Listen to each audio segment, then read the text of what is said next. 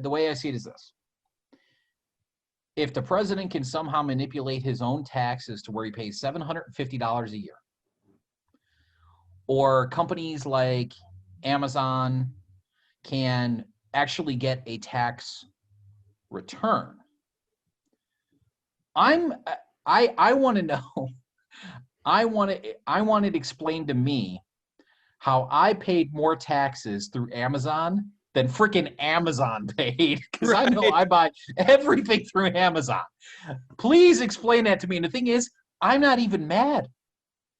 I'm jealous. Yeah, I want to know how you did it, because I want to do it too. Well, that's their incentive, and they can afford to pay teams of lawyers and accountants to exactly to move things and reinvest in option. I mean, we can get way into the weeds on that, and quite frankly, I don't think enough people listening to this care. But like, legally speaking, there are ways around it. It requires a lot of time and energy to make that happen, and that's one of my have explicit tax breaks put in for niche benefits in specific zip codes. Yeah.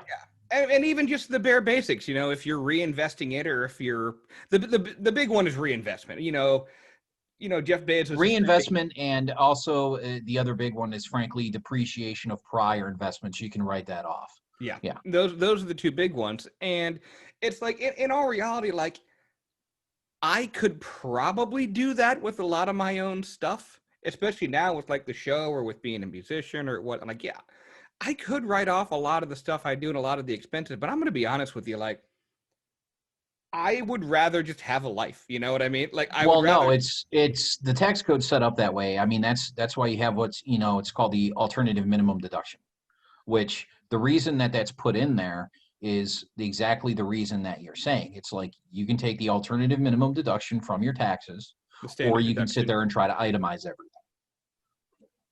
Yeah, I mean, and like most of us, just quite frankly, we don't have the time to basically nickel and dime ourselves. No, I don't have the time for that. No. And for the average American, if you wanted to go that route and actually have somebody go through and you submit all your taxes, or you submit all your receipts, and you say, you know what, I don't want the the minimum deduction. I want, to go ahead and go and itemize everything. The amount of money that you actually save is usually offset by the fees that you have to pay said tax accountant to do that.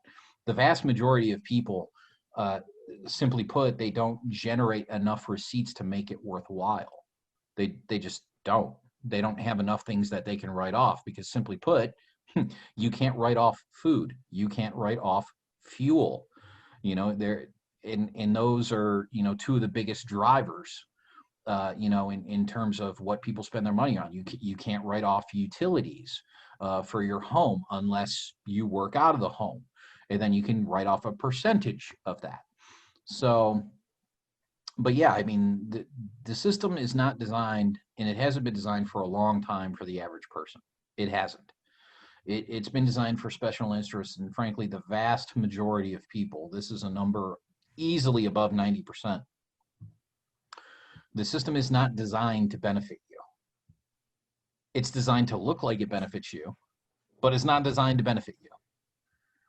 It's designed to, and I'm not trying to make this into a 1%, 1% versus everyone else argument, but it's going to sound like that in a minute. But that's about the top 10% of people in this country. It really is. I mean, simply put, where I live, which is Akron, Ohio, for me to be comfortable where I live, and this is not taking into account any debt that I have, like no mortgage debt, car debt, student loans, nothing like that. I need to be making almost another $25,000 a year for me to be comfortable. Now, define comfortable in this scenario. Comfortable in this scenario is I basically have an amount of disposable income equal to 35% or more of my take-home income outside of normal living expenses. So that's average rent. That's the average expenditure for food, the average expenditure for utilities. I need to basically have whatever I take home, I need to be able to put aside, and a fully funded retirement. Um, I need to have 35% of what my take home pay is basically hitting the savings account, if you will. Yeah, that's not even close. So so from your take home, and then paying. I just want to make sure I'm getting your math right. So from your take home, subtract your living expenses and whatever is Mhm. remaining. That would be 35% of what the take home was. Correct. Like Okay. I basically have 1/3 of my income left over after paying the average living expenses for one person, average transportation, average fuel, average food, and the big one is a fully funded retirement. And a fully funded retirement is defined as 15% of your income, not your take home, Of the 15% of your gross. total income.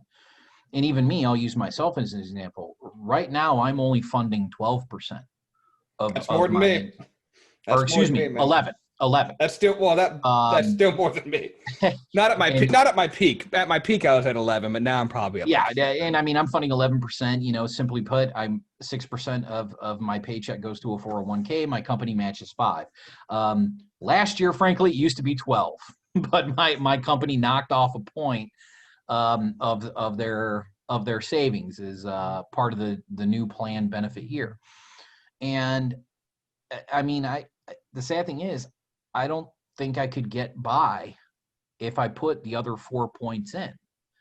Um, as it stands right now, I'm kind of getting by on overtime and bonuses, frankly. There are so many working Americans who straight up rely on overtime, and Yeah, again, I go back and forth on that too, and it's kind of like, what's the point of living if you can't feel alive?